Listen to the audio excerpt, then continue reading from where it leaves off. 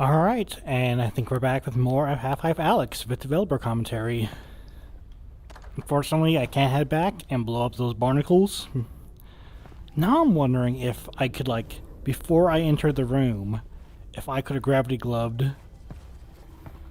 Oh, no, I can't, because I was wondering if I could enter, before I entered the room, if I could grab that and bring it back to those barnacles to blow them up all at once.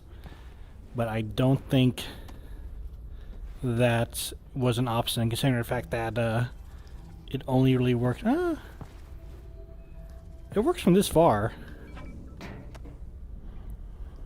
Wow.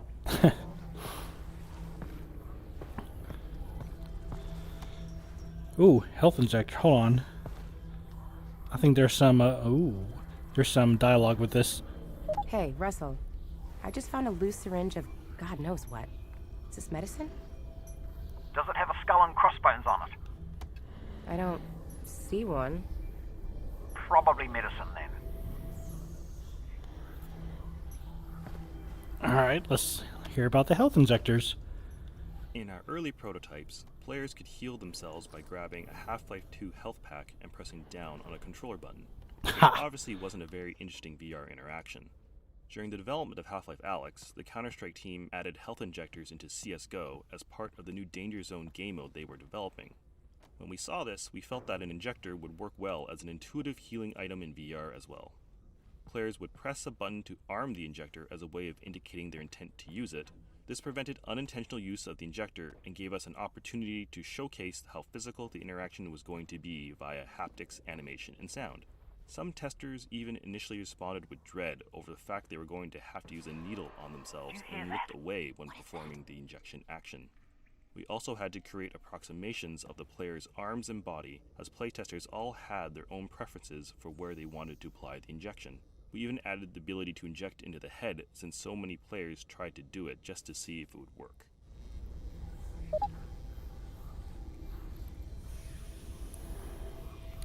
I never really realized the fact that you're stabbing yourself with a needle and that people might not like that. I guess I really never considered that. Oh, there's no resin in this room. Okay. Well, I think Russell just kind of said, what was that?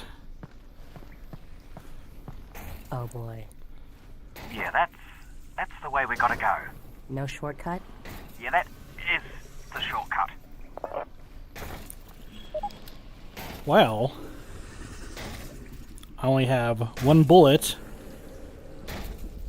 Let's make this work.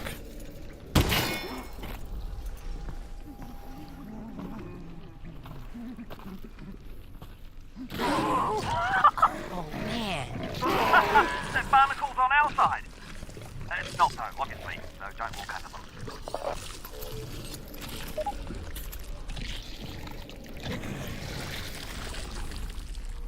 Good.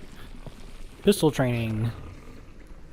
We had to ensure that players would become proficient at reloading their pistol during the early levels of the game, or later encounters in the game would be overly difficult. The prior map contained only static targets in the form of barnacles.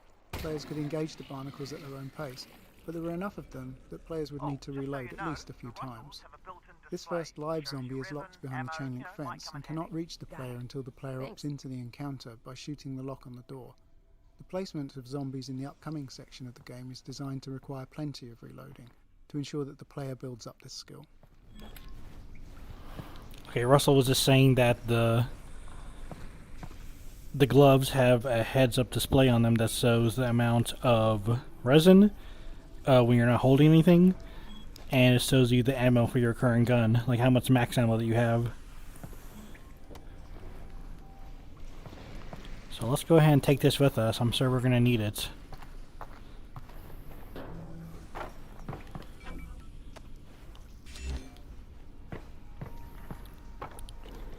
Why are you buried in the ground there? Here we go. This is the perfect place. So what everybody does here is they usually take this and they shoot it, but you don't have to do that. For whatever reason, if you just feed these guys an explosive, it just blows up. So you don't have to waste a bullet. Oh my god, look at that.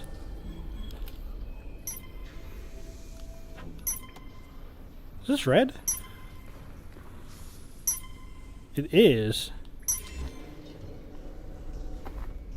So I think this thing also detects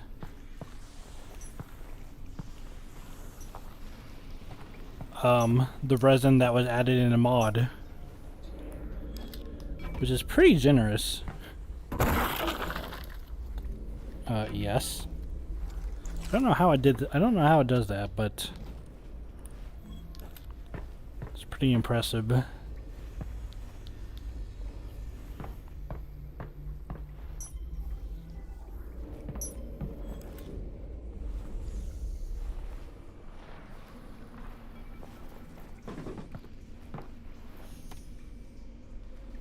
Virtual reality provides the opportunity to add physicality to gameplay, but this needs to be balanced against player fatigue and accessibility. For example, we experimented with a low ceiling in this area, requiring players to crouch the whole time that they made their way across the tops of these train cars. Playtesters did not enjoy having to crouch for so long, so we raised the ceiling. Well, thank you. Even though there is a button that you can press to crouch yourself.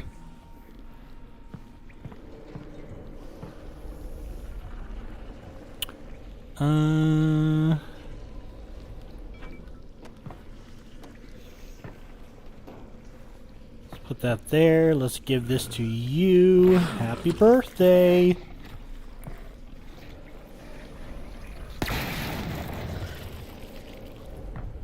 You didn't get me anything? Oh, what a jerk. Maybe this guy will give me something.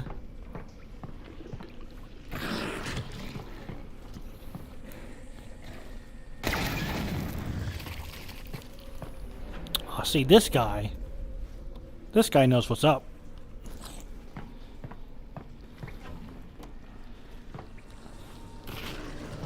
And we get a 2-for-1 special going on over here.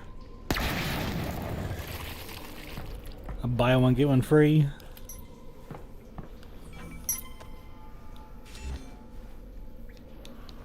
Is that it? No, it's not it.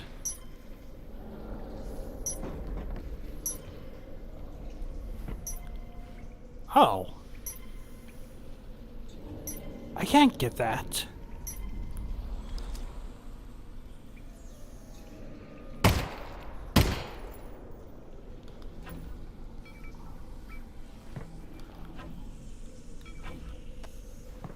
I didn't know that was there. Oh, that's a red one. Okay, that's a red resin. Wow. Okay, so that is a red one. So that's not in the base game. That's one of the mod ones, so...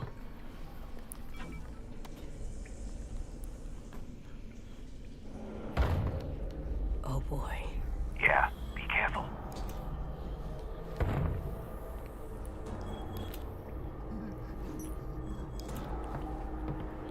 Alright, well now we actually get some actual combat encounters.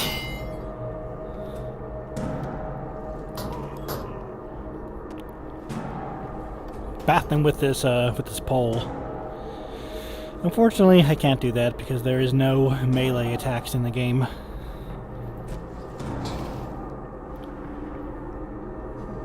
Well, maybe this developer commentary will make things a little bit less spooky. The breakable glass panels in Half-Life Alyx are yet one more system designed to convince players that they are present in a living, breathing world. The panels detect the position of an incoming impact and procedurally generate new, smaller glass panels in a radial pattern around the impact position. These new panels can then break into smaller panels themselves, and so on. We found that players would often break glass panels accidentally, then spend time testing just how interactive they really were by trying to break them more, eventually realizing that yes, the glass really did shatter at the appropriate location. At one point, we experimented with building special puzzles out of breakable glass, but in the end we found the glass to be more appropriate as a passive interactive element in the world, one that reacts in a satisfying way to a variety of impacts, from zombie melee attacks to incoming gunfire, or any other physical interaction in the game. Cool. Yeah, the breakable glass is definitely pretty neat in the game.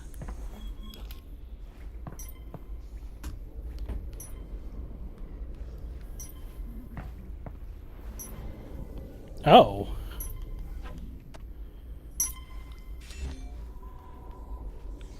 Wow, these red resin, the one that the mod added in, they're pretty well hidden.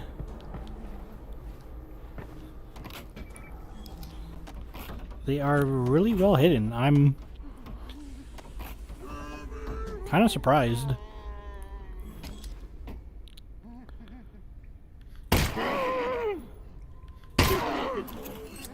Do that.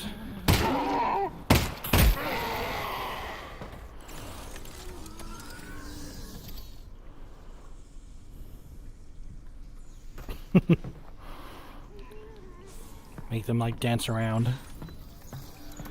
Alyx, I think there's a combine fabricator. Alyx! Put something in it. I want to see how this thing works. Got it. Will it work on the Russells? No, but it should fix up that pistol nicely. Good thing, too. I gave you one of my lesser guns. Thanks, Russell. Well, you know, in case it doesn't make it back. Tell you what, Russell. If I die, I owe you a gun. You owe me a gun anyway. That wasn't a gift. That's my gun.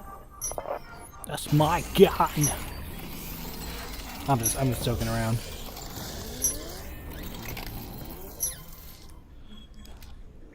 Alright, well, see, here's the thing, is that I want to save up for the laser sight on the pistol, because obviously that's my favorite thing in VR, so I don't have to aim myself, obviously. But the first upgrade that you get with it, you can actually, you can actually do burst fire, but I think they really want you to do the reflex sight at the display the highlights tactical targets, which is really going to be useful for the zombies that we're going to be coming up against in a second. And I'll listen to this in a second while I explore the room. Oh, that really worked, didn't it? Huh. So now we'll be able to see weak points on enemies, which will help us with these zombies coming up. Weapon upgrades are a new feature for the Half-Life franchise, and fictionally this mechanic paired well with Alyx's tinkering nature. We approached this design challenge first by thinking about what sort of upgrades could be meaningful and also provide additional value to players without removing established interactions. With limited resin to spend, the upgrade system also provided an avenue for players to personalize and invest in their favorite weapon, or streamline an interaction on another weapon, increasing its value to them. For example, the reflex sight still requires players to physically aim, but it improves the feedback on exactly where their shot will hit, and exposes previously hidden enemy weak points. While some players enjoyed this feedback and new targeting opportunities, others didn't and would instead focus on upgrades that suited their style of play. This allowed players to spend their limited resin on upgrades they cared about the most. Another aspect of weapon upgrades that we focused on was not necessarily obvious when we first started to design and test combat in VR. Due to the more physical nature of combat in VR, it can really push on the mental and physical capacity of certain players, as they're required to utilize both their hands and move their head to take in the environment dealing with enemies. While this is a very natural experience, there's also a lot going on at any given point with reloading and combat. As we observed players in some of these more intense combat situations, we started finding opportunities to allow some upgrades to reduce the number of times a physical interaction was required, or reduce the complexity of a particular interaction. The autoloader on the shotgun is a good example. When added to the shotgun, the normally slow, methodical action of feeding shells into the gun is replaced with a far simpler, faster interaction of slapping the shells into the autoloader before they get automatically fed into the gun. This allows players to look around, focus less on the gun while reloading, and take in more of what's going on around them. Okay, I see 3 zombies right here and 1 explosive. I'm wondering if I could pull them all. Like if I could get them all to like chase me and back up and then blow up that explosive. Let's go ahead and try that. Hello. Hello. Hey. I don't think he's bothered. That's okay.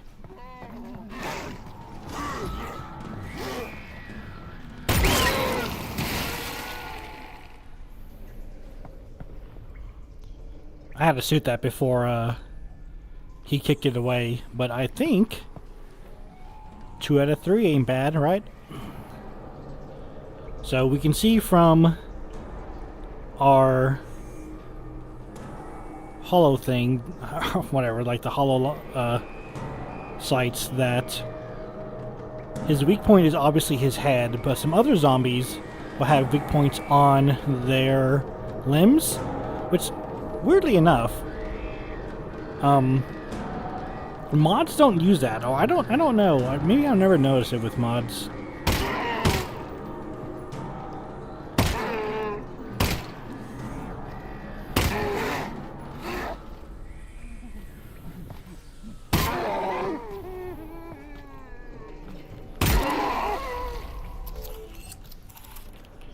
Alright, what do you have to say about player comfort and pacing? At the beginning of the Half-Life Alyx project, we had the expectation that players would want to take a break after 30 to 45 minutes, since that's what we were seeing with the lab and other small-scale VR experiences available at the time. Because of this, we designed the pacing of the game's levels around play sessions of that duration. Over the course of development, however, the game itself included more downtime between intense combat encounters, and the comfort of the new crop of HMDs improved significantly. In fact, as the game progressed, we found that players were happy to play for hours on end. At the end of the playtest, players would often remark that this was the longest they'd ever played VR in a single session.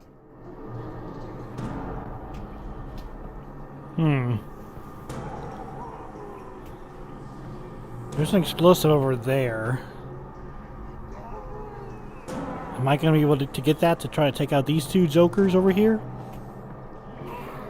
Nah, not really. So there's...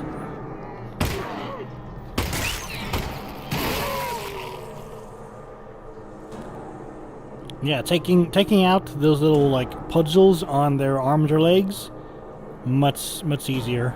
Well, it's not easier, but it does use less bullets. Oh, that only takes 1 bullet. Yeah, that's weird. For some reason, mods do not do that. Like I said, either making those enemies with like the little weak points on their limbs is just really hard to do with modding, or people don't do that because it makes combat with the zombies a bit too easy. I don't know. Maybe I just forgot about it, but it doesn't seem like there's any... doesn't seem like there's really any resin in this place. Hey there, buddy. Got you a gift. It's explosive flavored. Okay. Wasn't expecting that.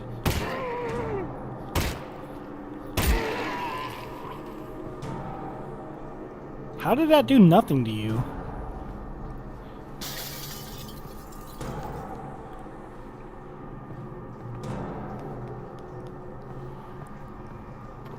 I thought that was a pretty clean shot. Got any weak points on you? You're just gonna stand there in like agony?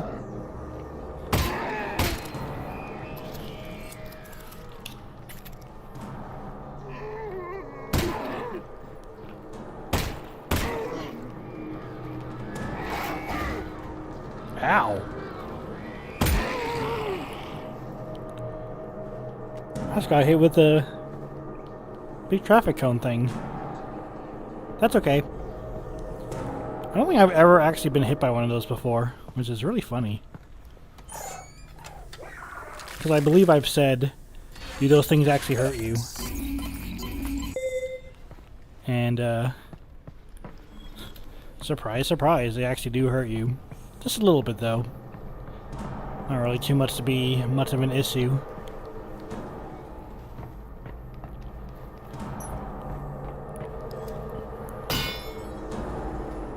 Okay.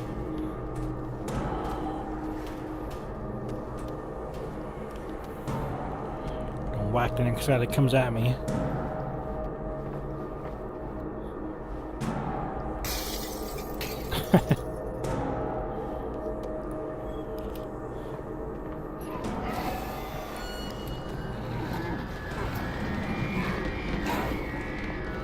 Work! Work! Work! I'm just messing around.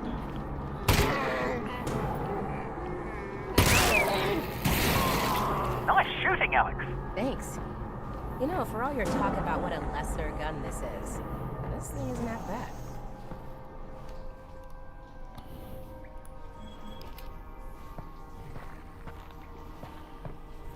No resin in this area?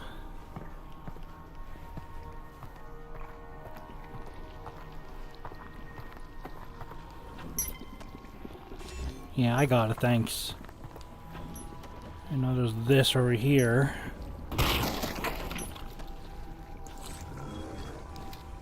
So I kill these?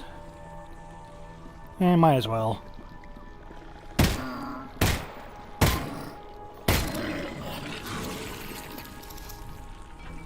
Does sometimes give you ammo. Which is really nice, because you spend 4 to get 10 or 11, I forgot.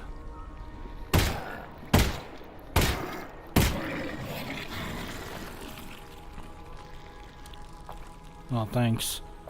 I appreciate you not giving me anything.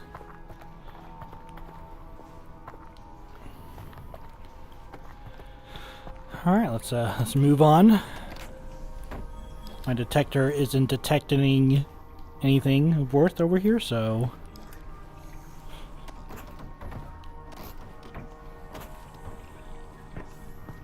let's head on and learn about head crab foreshadowing. Ooh. Head crab! I see it.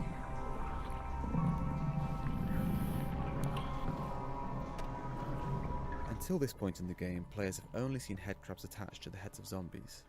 This led playtesters familiar with headcrabs from prior games to anticipate encountering them on their own. We decided to play up this anticipation by foreshadowing the first headcrab encounter with a headcrab that drops out of a vent before disappearing, as well as headcrab sounds in the environment, including a threatening headcrab sound coming from the partially boarded up doorway ahead.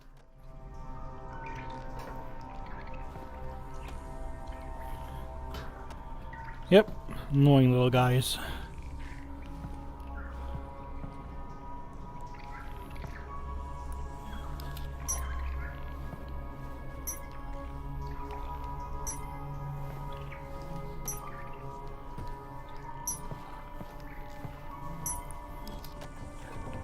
Sounds like there's...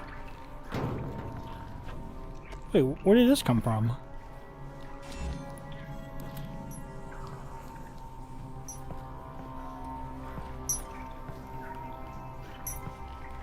Where'd it go?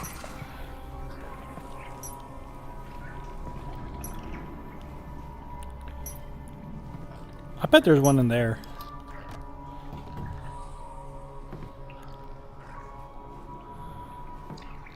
Here, watch this. Put this barrel.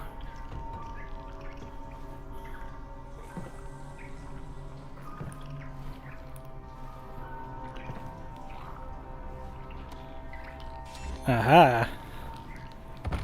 A mod added resin.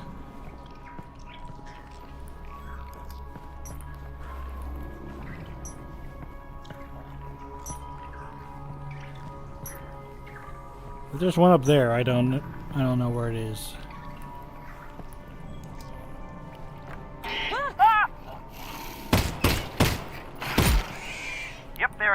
Found us. Probably only one of those. 4? I mean, these things take 4 shots?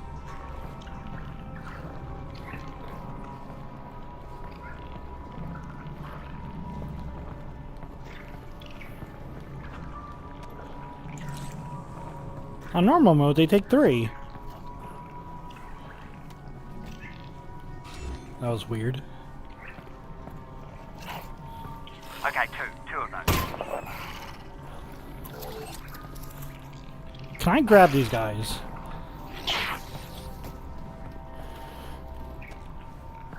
I cannot grab them.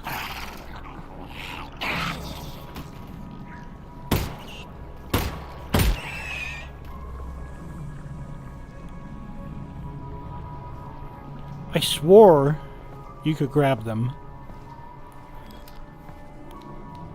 I don't know, I think I'm just going crazy. Either that or they changed something.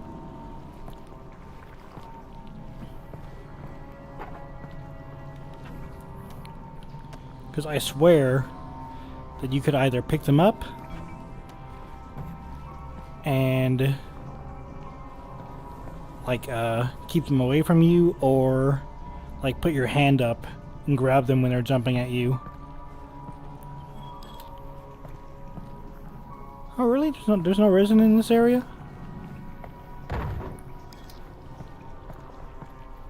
Interesting.